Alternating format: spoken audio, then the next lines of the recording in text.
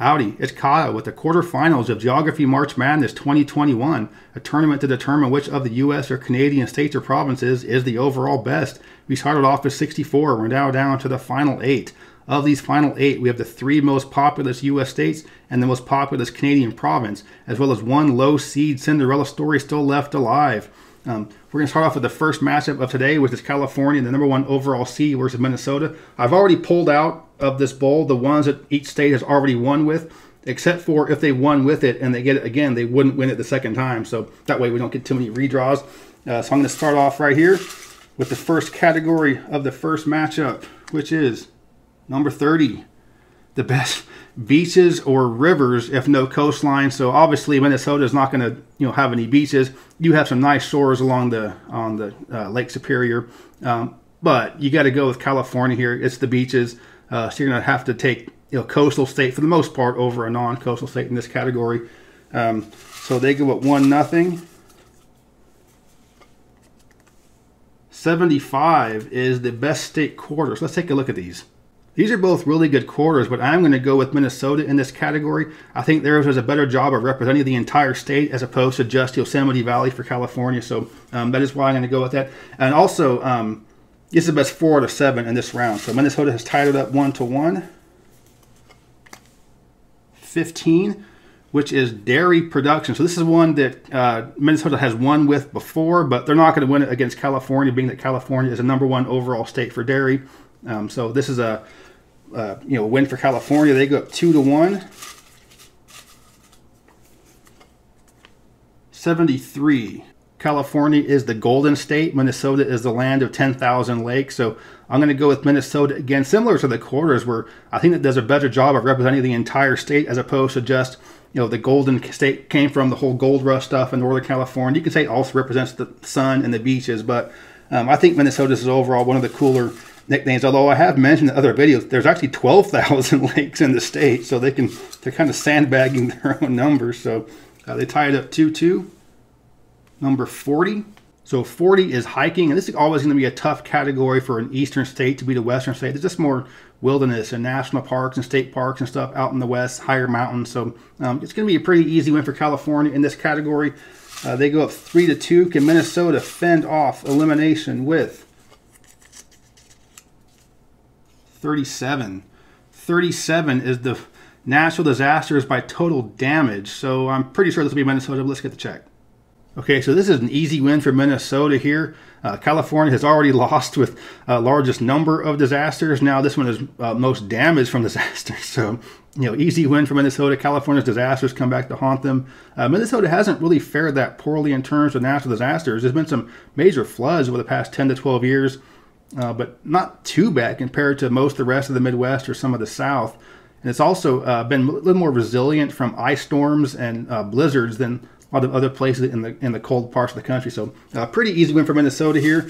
Ties it up 3-3. Comes down to game 7 with number 4. 4 is poverty rate. Pretty sure Minnesota's going to win this one. Let me check. California ranks 26th in the U.S. with a poverty rate of 12%. Minnesota ranks 4th in the U.S. with only 9% poverty rate. So Minnesota wins this category. They're going to win the round 4-3. Oof-da, Minnesota. You're moving on to the final 4. Hey, California, I got a secret for you. You out. All right, next up is Ontario versus Hawaii, the Cinderella story of the tournament. The U.S.'s most populous state is gone. Will Canada's most populous province follow suit? Let's see right here. Starts off with number 10. The largest company headquarter there. Well, this is going to certainly be Ontario. Let's see what the actual places are. For Hawaii, it's Hawaiian Airlines, and for Ontario, it is Brookfield. It's kind of like the Canadian version of Berkshire Hathaway, so it's a major asset holding company. But no matter how you look at it, Ontario wins this category. They go at 1-0. 3 is the next one. 3 is household income. Let's see.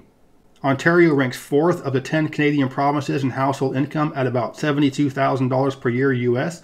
Hawaii ranks 5th in the U.S. with household income of $83,000 U.S. per year. So Hawaii wins this category. They tie it at 1-1.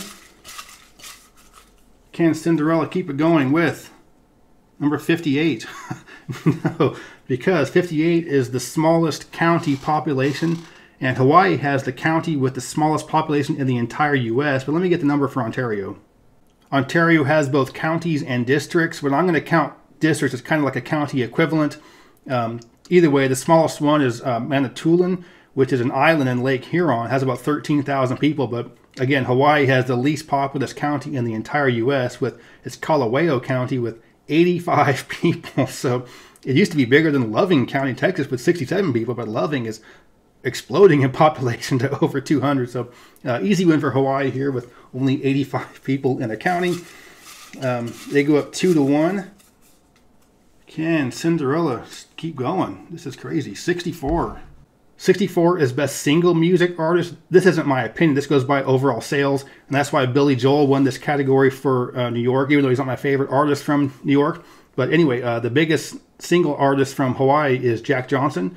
But unfortunately, Ontario is home to Justin Bieber, who's sold, just so many albums. So Justin Bieber is huge. So Bieber doing it for Ontario here, ties it up 2-2. 42. 42 is best for state or provincial parks. Yeah, this is going to be Ontario just because it's got so many more. You have Quetico and Algonquin, and you have a lot of other great, Killarney, a lot of great provincial parks. They're huge. I mean, the provincial parks are bigger than all of Hawaii combined. And there are some gorgeous state parks in Hawaii as well, but you're just not going to have the number or the, just the sheer, amount of outdoor space and just, it's just way more in Ontario just being so much bigger. So it's one of those categories where it helps to be bigger. So Ontario goes up 3-2. Is Cinderella done? 52. 52 is high school graduation rate. Let's see. Ontario's high school graduation rate is 87%. Hawaii has a 92% graduation rate, which makes it 12th in the U.S. So Hawaii wins this category. They tie it up 3-3. Back-to-back Game 7s. It's either going to be the big boy from Hawaii or America's Cinderella. 62.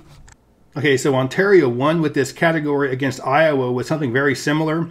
It's called pea meal bacon. It's Canadian bacon, like a sandwich, but the reason why I'm doing this category again is because they're not going to win with this category. I got to go with Hawaii. Kalua pig is like a barbecue pork. It's kind of a similar type thing, pork and pork, but Kalua style barbecue pork is kind of sort of like a southern style pulled pork, but either way, I'm going to go with Hawaii in this category. So, Cinderella is unstoppable. Hawaii, the unstoppable machine. They win this category. They win the round 4-3. They move on to the final four. So Ontario, and as a result, Canada as well, you out. Next up is Texas versus North Carolina. The higher seeds have lost the first two matchups. Can Texas reverse that trend? Starting off with 37. 37 is natural disasters by total damage by 2000. Let's see. So this is a win for North Carolina here. It's been hit with a decent number of hurricanes and other tropical depressions and storms, some floods and stuff. But Texas had a lot of tropical depressions as well, a lot more flooding, ice storms, a big one in 2011. And this doesn't even count the one from just this past February. The numbers aren't official yet. So Texas has been hit with way more natural disasters, caused a lot more damage, which is why the property insurance rates there are so high. North Carolina wins that category. They go up 1-0. 9 is statewide crime rate. Let's see. So definitely not two of the best states in the country for this category. Texas ranks 35th in the U.S. for overall crime rate. North Carolina ranks 33rd, so slightly better, but they do win the category. North Carolina goes up 2-0. Is this trend of the bigger seeds going out going to continue? Number 42, state or provincial parks. Ooh, let me think about this. These are both pretty good states for state parks, but I'm going to go with Texas in this category. They both have some good ones in the mountains. They got some good ones along rivers and stuff, but I'm going to give the nod because Texas has more state parks along the beaches. North Carolina doesn't have a lot of state parks protecting some of their beaches. Texas does, so I'm going to give that category to Texas. They get on the board. They have it 2-1. Can they keep it going with 38? 38 is canoeing and kayaking.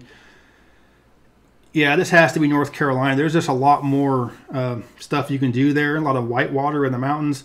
A lot of the coastal marshes and swamps, the Alligator National Wildlife Refuge, portions of the Great Dismal Swamp are there as well.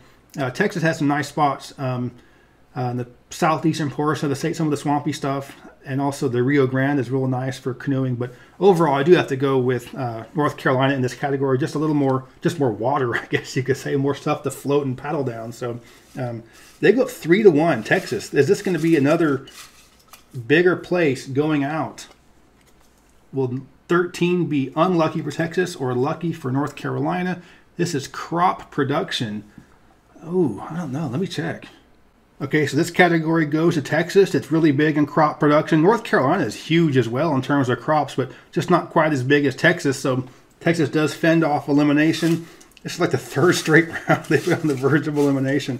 3-2 North Carolina. 56. 56 is the cancer rate. Let's see. Okay, so North Carolina has the 17th highest cancer rate in the country, but Texas has the 7th lowest cancer rate. So a pretty easy win for Texas in this category. They tied up to 3-3. Another game 7 here comes down to number 53. 53 is college graduation rate. Let's check. Texas has a college graduation rate of 30.8%. North Carolina has a college graduation rate of 32.3%, so pretty close, but North Carolina does win this category, and they win the round 4-3 to move on to the Final Four. So Texas, you came back from the brink of elimination a couple of times, but the third time was not the charm, and Texas, you out. And the final matchup of the quarterfinals is Florida versus Colorado. Florida is now the highest remaining seed, being that California and Texas have both lost. All three of the higher seeds have lost in this round, which isn't going to be good for views in the Final Four, but whatever. So Florida versus Colorado. Is Florida going to be the 4th higher seed that goes down? Number 32, spring climate. Florida's going to win this one. It's pretty cold still in early spring in Colorado. By the late spring, it's pretty nice, but Florida starts off pretty nice, and even by the end of spring, it's not too bad. It gets pretty gnarly during the summertime there, but I'm going to get this one to Florida. So they go up 1-0. 9 is statewide crime rate. Let's check. So this is another win for Florida here. It ranks 27th in the U.S. in terms of crime, but Colorado is 38th. I'm kind of surprised it's that high for Colorado, but anyway, Florida goes up 2-0. Will they be the only higher seed to win today?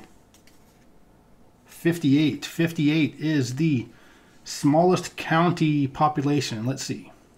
This is for least populous county. For Florida, it's Lafayette with about 7,800 people. And for Colorado, it's San Juan County with about 650 people. So really easy win for Colorado there.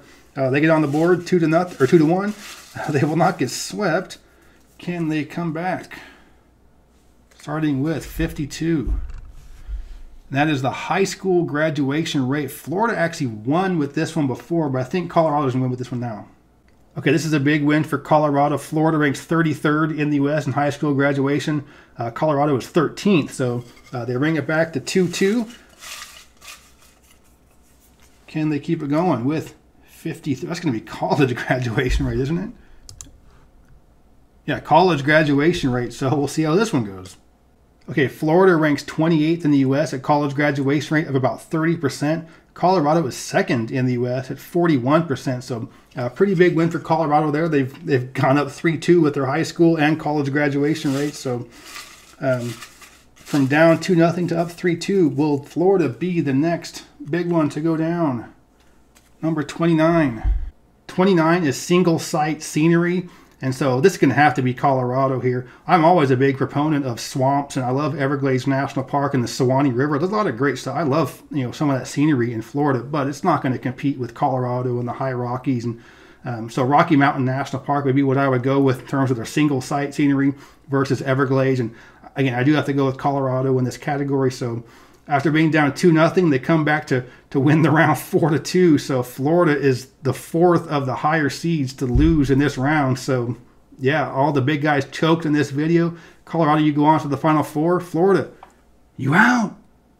So that concludes the quarterfinals. We now have the final four set. In one semifinal, it's going to be Minnesota versus Hawaii, and then the other is going to be North Carolina versus Colorado. Four very well-rounded states, and that's what it takes to get far in a competition like this, is to be well-rounded. You can't just be a one-trick pony or just relying on one type of thing. So, yeah, these are not the four biggest seeds. All four of the higher ones lost today. So again, it's going to be pretty bad for the views. But I mean, it is pretty cool to see that some of the, not super well known, not the ones you would normally expect to get this far, to be the ones that got this far. So hope you check out the Final Four. It's going to be live streamed on March 30th. And of course, if you do miss the live stream, it'll be up, on YouTube as, to watch it anytime afterwards. So yeah, I hope you enjoyed watching up until this point. Hope you're able to tune in on March 30th to see the live stream Final Four.